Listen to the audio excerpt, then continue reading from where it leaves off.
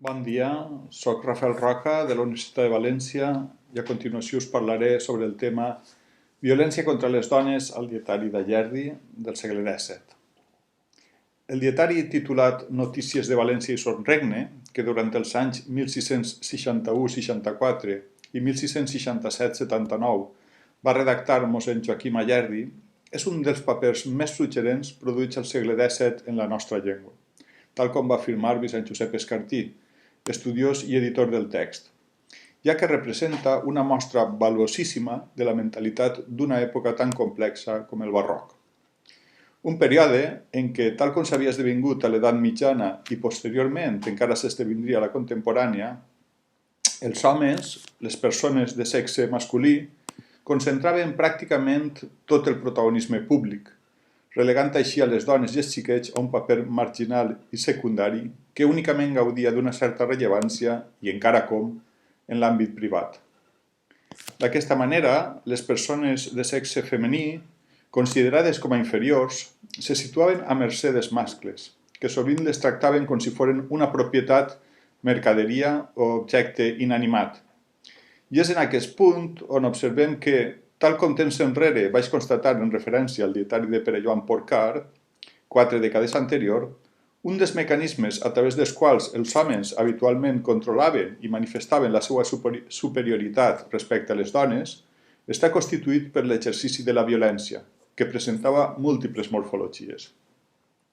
En conseqüència, i com una de les principals característiques de la societat que va retratar, el dietari d'Allerdi explicita nombrosos casos de violència masclista que, en atenció a les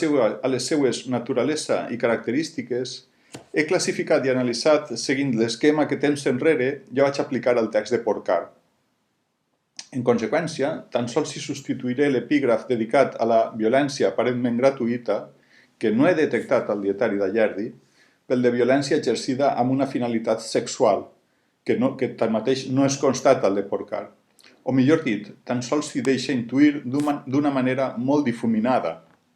I no perquè a l'època en què escrigué Porcar no es produïren aquest tipus d'atemptats masclistes, sinó perquè, pels motius que siga, el text d'aquell dietarista no en fou sensible, no en fou permeable. És així com la setantena de casos d'agressions contra les dones que he identificat al dietari d'Allerdi es poden catalogar, crec jo, en 6 grups diferents. El primer seria violència pública o comunitària, que és el més nombrós. El segon, violència sexual. Tercer, violència privada o domèstica. Quart, violència fortuïta o circumstancial. Cinquè, violència induïda o autoviolència. I finalment, i sisè, violència exercida per una dona. Per tant, com que de l'explicació o no de casos d'agressions sexuals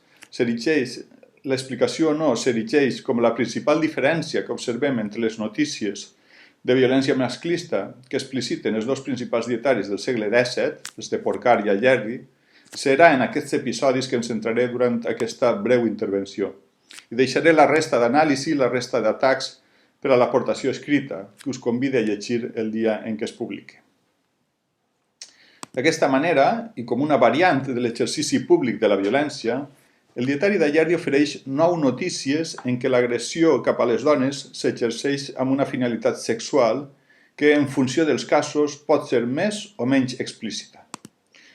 Així, la primera anotació en què podem entreveure una motivació sexual és la que refereix que el 6 de novembre de 1661, diu Allerdi, a la nit mataren en una escopetada a un llister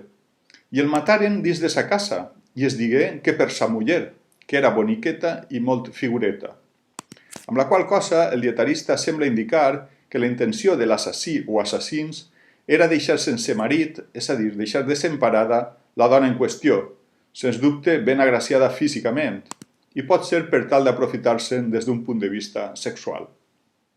D'una altra banda, el dietari també va donar notícia, d'una manera indirecta, de 2 accions de violència sexual. D'aquesta manera, per una part, Allerdi relatà que, amb data 16 d'octubre de 1662, la justícia va capturar, diu, a 5 homes bandolers dels de la comissió,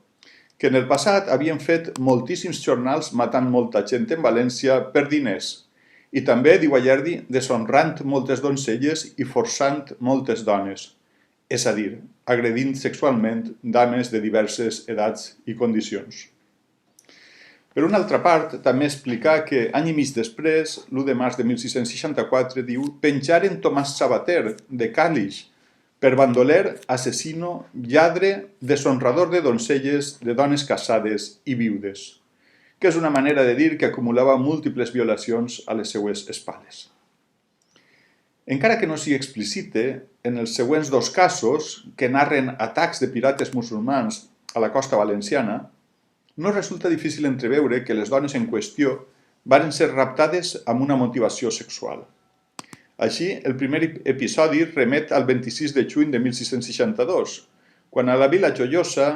diu Ayerdi, eixint la nit de Sant Joan, algunes persones de dita vila, a la vora de la mar a una era, a prendre el ros, estan jugant i divertint-se, els sobresaltaren de repent uns moros que abordaren a terra en una fragata i els captivaren, i eren entre homes i dones 15 o 16. De la mateixa manera, el dietarista referí que el 4 d'abril de 1663 es produí un nou atac en la platja d'Alacant, apartat de la ciutat, diu. Les notícies que varen arribar fins a València asseguraven que havien desembarcat 50 moros, guiats d'ella per un renegat de la terra, i havien entrat mitja llegua a dins la terra, a unes alqueries, i havien cativat a tota la gent, així homes com dones i criatures. Siga com siga, més clara sembla la motivació sexual en el nou segrest que tingué lloc 10 mesos després, el 4 de febrer de 1664, quan, diu Ayerdi, entraren uns homes en la casa de l'aguacil Badenes, al cait de la casa de la galera de les dones, és a dir, de la presó,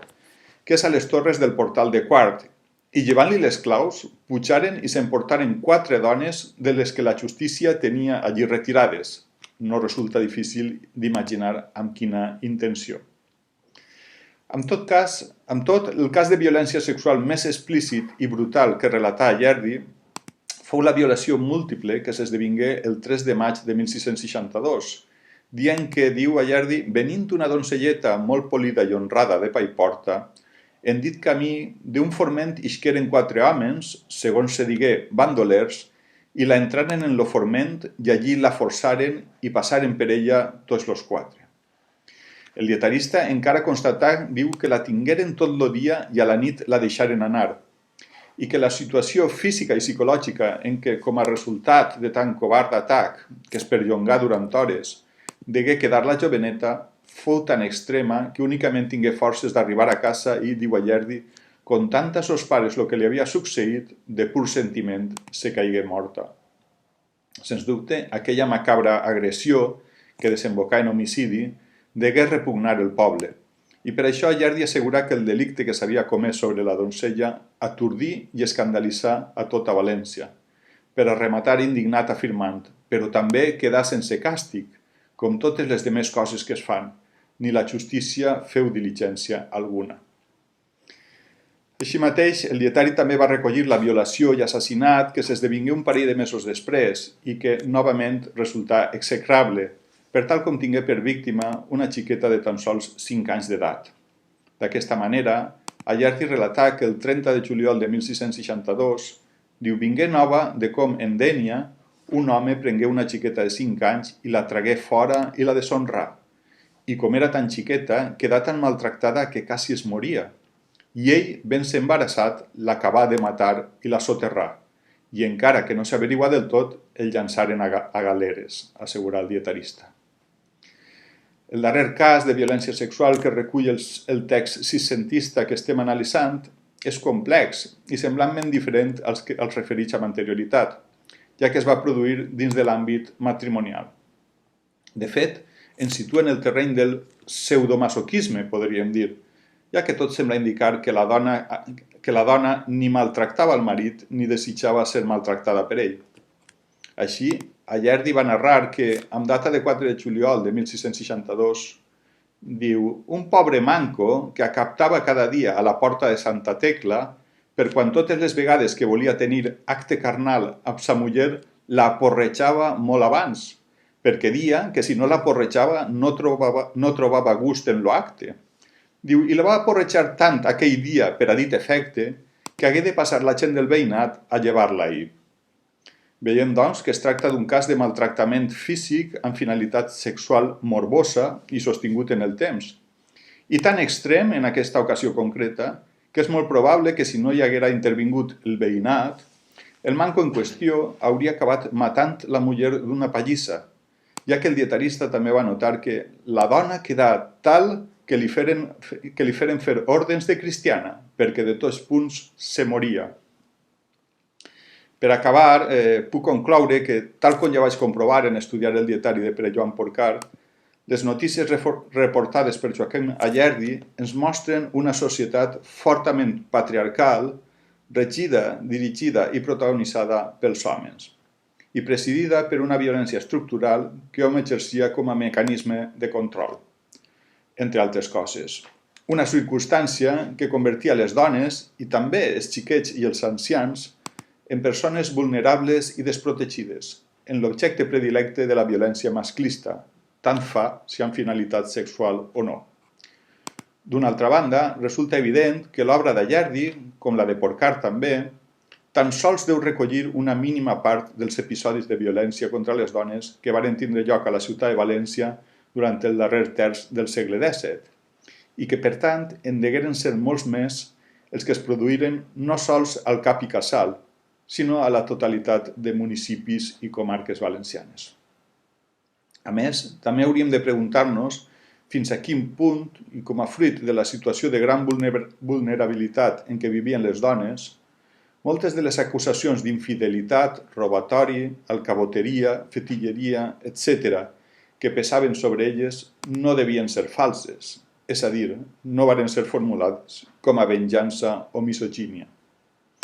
Finalment, cal també subratllar que sense el treball de conscienciació i d'educació que en les darreres dècades han desenvolupat múltiples entitats i institucions, és molt probable que tots nosaltres continuarem veient la majoria d'aquestes agressions com a episodis quotidians i gens excepcionals, tal com devien percebre'ls els nostres avantpassats. Per sort, però, hem sigut educats en uns paràmetres de respecte diferents als de l'època, i és així que actualment aquests casos ens provoquen indignació i ràbia. Ens provoquen un enuig que ens ha de servir per a continuar avançant en matèria de drets humans i igualtat de gèneres, camp en el qual, com bé sap el lector, l'oient en aquest cas encara queda molt de treball a fer, molt de camí a recórrer. Moltes gràcies.